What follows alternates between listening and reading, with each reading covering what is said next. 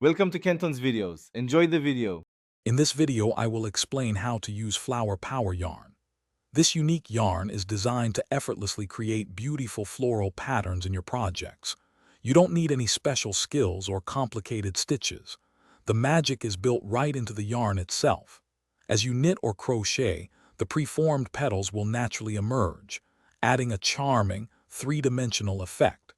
It's a fantastic way to add a touch of whimsy and texture to scarves, blankets, or even decorative accents with minimal effort. When choosing a project for flower power yarn, think simple. Designs like scarves, cowls, or even a decorative border on a blanket are perfect.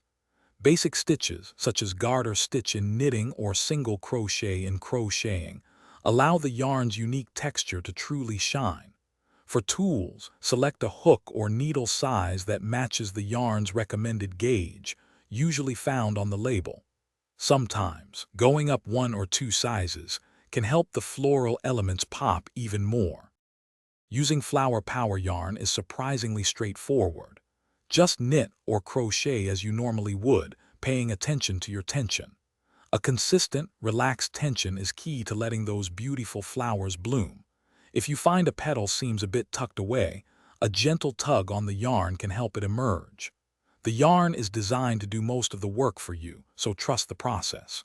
You'll see the floral elements take shape row by row, creating a delightful pattern. Once your project is complete, finishing touches are important. Weave in all your ends carefully to secure your work.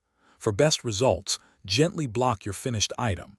This helps to even out stitches and define the shape.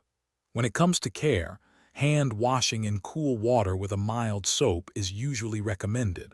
Avoid harsh scrubbing or wringing. Lay your item flat on a clean towel to air dry, ensuring the delicate floral elements retain their beautiful three-dimensional form.